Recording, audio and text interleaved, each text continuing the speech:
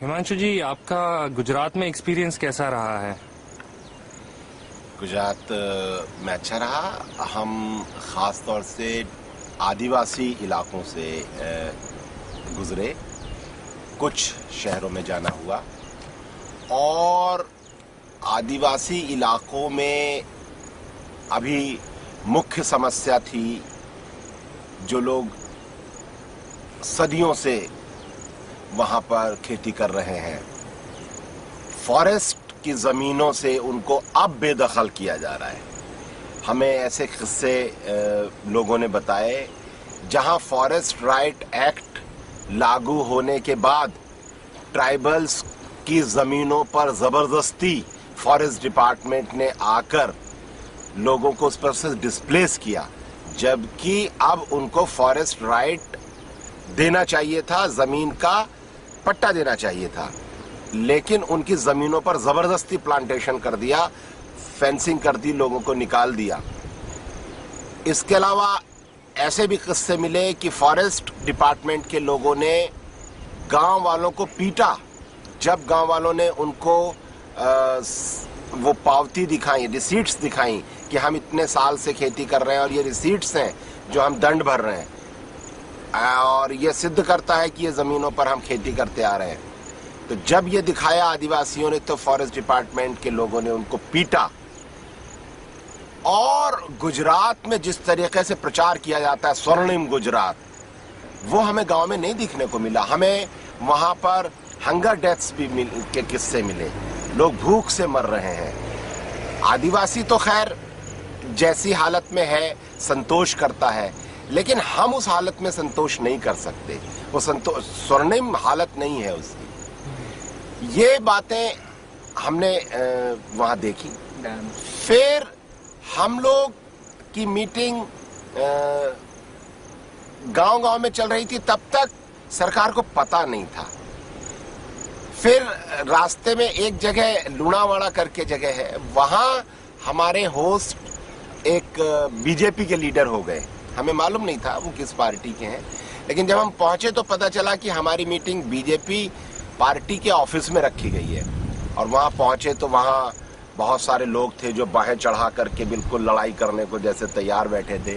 CID वाले को बुलाकर बिठाया हुआ था।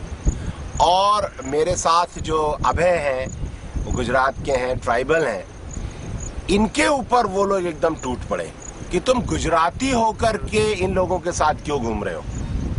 और फिर सीआईडी वाले ने तुम्हारा नाम बताओ, तुम्हारे एड्रेस बताओ, तुम्हारा फोन नंबर बताओ, वो सब नोट किया। और उसी रात को हम लोग बड़ौदा पहुंचे और आधी रात में अभय के पास पुलिस हेडक्वार्टर से फोन आया कि हमें आपसे मिलना है, आप अभी आ जाइए पुलिस हेडक्वार्टर्स, रात को 12 बजे। तो अभय ने कहा कि आपको अगर मुझसे मिलना है तो आप कल मेरे घर आइए। अगले दिन पुलिस आ गई इनके घर पर और बोले कि आपकी क्या यात्रा है, आप कहाँ जाने वाले हैं, आपका क्या लिटरेचर है, वो सब हमें दीजिए। वो खैर इन्होंने सब दे दिया, लेकिन वो इनको डराने के लिए था। उनका सबसे ज़्यादा ऑब्जेक्शन ये था कि तुम गुजराती होकर इन लोगों के साथ ट्राइबल्स के लिए क्यों घूम रहे हो। खैर, इसके बाद एक आर्टिकल छपा जो वहाँ के एक जगदीश भाई हैं, उन्होंने छापा, सर्वोदय के हैं। उन्होंने कहा कि ये जो साइकिल यात्रा निकल रही है, ये स्वर्णिम गुजरात का जो असली एजेंडा है उसको बता रहे हैं कि ये एजेंडा होना चाहिए कि ट्राइबल्स पर ध्यान दो, तब बनेगा स्वर्णिम गुजरात। ये आर्टिकल जब छपा तो उससे सरकार थोड़ी घबराई और अगले दिन हमारी मीटिंग सूरत में हुई, जहां पर 2 बुक्स रिलीज की गई। एक बुक जगदीश भाई शाह ने लिखी है, नक्सलवाद और सर्वोदय, कांतिभाई शाह ने, और एक था रुंधाई रह्यो छे भारतनी आत्मा, जिसमें हिंदुस्तान भर में जो जमीन को लेकर के स्ट्रगल्स चल रहे हैं ट्राइबल एरियाज में, उनका एक संकलन है। वो 2 बुक्स रिलीज हुई और वहां पर मैंने बोला, दंतेवाड़ा को केंद्र में रखकर हमने बताया कि किस तरीके से ट्राइबल्स के रिसोर्सेस पर हमला किया जा रहा है और उनकी ज़मीनों को कॉरपोरेट्स को देने के लिए किस तरह से वायलेंस स्टेट की तरफ से ट्राइबल्स पर किया जा रहा है और उसके कारण कैसे वायलेंस बढ़ रहा है समाज में। इत्तेफाक से पहली बार गुजरात में ये एस्पेक्ट अखबारों ने कवर किया और अगले दिन अखबारों में छपा कि अगर जबरदस्ती जमीनें ली जाएंगी तो उससे नक्सलवाद और बढ़ेगा। तो गुजरात में अभी जिस एक्टिविस्ट्स को जेलों में डाला हुआ है और गुजरात की सरकार ये प्रचार कर रही थी कि ये सब नक्सलवादी हैं, लेकिन वो जो न्यूज छपी कि नक्सलवाद यानी आप जबरदस्ती जमीन लेंगे तो लोग रेजिस्टेंस करेंगे, कि वो रेजिस्टेंस है, तो उससे सरकार का सारा बनाया हुआ जो एक माहौल था, वो प्रोपेगेंडा था, वो टूट गया। और जैसे ही वो टूटा तुरंत हमारे पीछे पुलिस लग गई। हम लोग अगले दिन धर्मपुर पहुंचे। धर्मपुर में पुलिस आ गई सुबह जीप भर के और उन्होंने कहा हमें ऊपर से ऑर्डर आया है कि आपकी हर मीटिंग में अब पुलिस मौजूद रहेगी। हमने कहा ठीक है, रहिए। उन्होंने कहा आप जब भी मीटिंग में जाएंगे आप हमें फोन करके बताइए आप किस गांव में जा रहे हैं। हमने कहा ठीक है। हम लोग एक गांव में मीटिंग करने गए उसी दिन। हमने फोन करके बता दिया, हमारे जो साथी थे उन्होंने। पुलिस तो नहीं आई, लेकिन वो गांव डूब में जा रहा है। वहां तान नदी है, तान नदी पर 7 डैम्स प्रपोज्ड हैं और उसके वजह से करीब 150 विलेजेस डिस्प्लेस होंगे ट्राइबल्स के, और वो आदिवासियों का पानी वहां से ले जाया जाएगा केमिकल इंडस्ट्रीज के लिए मियाँ गांव करजण तक और अंकलेश्वर इंडस्ट्रीज के लिए नर्मदा नहर में डाला जाएगा। क्यों नर्मदा नहर में पानी नहीं है क्या? हाँ, वहां पर पानी कम है, इसलिए अब नर्मदा बचाओ आंदोलन सरकार चला रही है। तो हम उस गांव में गए थे और मैंने एक खास चीज देखी है कि जब आप ऐसे एरिया में जाते हैं जहां सरकार ने कोई ऐसा प्लान बनाया होता है जो ट्राइबल्स को डिस्प्लेस करने वाला है, अगर आप उन ट्राइबल्स से मिलते हैं तो सरकार घबरा जाती है और सरकार घबरा गई। तुरंत हमें फोन आया जहां हमारा सामान रखा था आश्रम में। कोकिला बेन एक सर्वोदयी कार्यकर्ता है, सामाजिक कार्यकर्ता, उनका फोन आया कि पुलिस की जीपें आश्रम में आ गई हैं, लड़कियों का आश्रम है और आप तुरंत आ जाइए। तो हम लोग मीटिंग खत्म करके पहुंचे शाम को 5 बजे। तो 3 जीपें भर के वहां पुलिस खड़ी थी और उन्होंने कहा कि ऑर्डर आया है कि आप गुजरात में नहीं रह सकते, आपको तुरंत आज ही गुजरात छोड़ना पड़ेगा। तो मैंने कहा कि अगर मैं नहीं छोड़ूंगा तो कोकिला बेन मुझे अंदर ले गई। उन्होंने कहा कि वो कह रहे हैं, उन्होंने पहले कहा है कि वो आपको अरेस्ट करके गुजरात से बाहर ले जाएंगे और मुझे ये अच्छा नहीं लगेगा कि मेरे आश्रम में आप अरेस्ट हों, तो आप प्लीज चले जाइए। और गुजरात में हमारा 1 दिन और रहना था।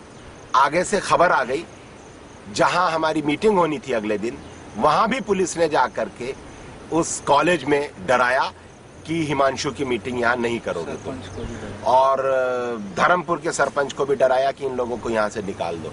तो इस तरह से पुलिस ने वहां हमारी आगे के सारे आयोजन रद्द करवा दिए थे। तो हमने कहा कि ठीक है। और उन्होंने ऐसा बहाना बनाया कि दंगे होने की आशंका है, जबकि हम घूम रहे थे और हमें ऐसा कुछ भी लगा नहीं। लोग हमारे मीटिंग में आ रहे थे और वो अपनी मर्जी से ही आ रहे थे, कोई विरोध किसी प्रकार का वहाँ पे था नहीं। और हमने कहा कि हमारे कारण अशांति कैसे होगी? हम ना तो कोई जुलूस निकाल रहे हैं, ना हम लोग कोई नारेबाजी कर रहे हैं, हम तो चुपचाप आदिवासियों से बात कर रहे हैं शांतिपूर्वक, उसमें क्या दंगे हो जाएंगे? लेकिन पुलिस ने कहा कि नहीं। तो आश्रम की गाड़ी में हमारी साइकिलें छत पर लादी गई और हम लोगों को रास्ते में एसपी साहब की भी जीप आ गई और इस तरीके से 3 गाड़ियां भर के पुलिस की हमारी गाड़ी के आगे पीछे एस्कॉर्ट करके हमें जबरन गुजरात के बॉर्डर से बाहर निकालकर महाराष्ट्र के ठाणे जिले में काजड़ी गांव में उन्होंने हमें छोड़ दिया और उसके बाद पुलिस वहां से वापस चली गई। तो ये जो गुजरात में 1 भी इंच जमीन ट्राइबल्स को नहीं दी है फॉरेस्ट राइट एक्ट में, और लाखों एकड़ जमीन वहां के कॉरपोरेट्स को दे दी गई है। सिर्फ ईटीवी को 1,02,000 एकड़ जमीन दे दी गई है। कहाँ पे? गुजरात में, वो जगह कच्छ। का नाम है कच्छ में। कच्छ। और इसके अलावा 176 कॉर्पोरेट्स को दी गई है। हाईवे के दोनों तरफ 6-6 किलोमीटर का एरिया रिजर्व कर दिया गया है इंडस्ट्रीज के लिए, एक्सप्रेस हाईवे के दोनों तरफ। तो इतने बड़े पैमाने पर वहां ट्राइबल्स को डिस्प्लेस करने का प्लान है, और उसी के लिए ट्राइबल्स को फॉरेस्ट की जमीनें नहीं दे रहे हैं, क्योंकि वो जमीनें इन्हें सरकार को, कॉर्पोरेट्स को देने का प्लान है। और मुझे लग रहा है कि अगर ये करेंगे तो गुजरात, अच्छा, और जो जिन लोगों को बंद किया है जेलों में नक्सली बोल के, वो सारे फॉरेस्ट राइट एक्ट पर काम करने वाले कार्यकर्ता हैं। सरकार को फॉरेस्ट राइट एक्ट पर काम करना गवारा नहीं है किसी का, क्योंकि जमीनों का झगड़ा है।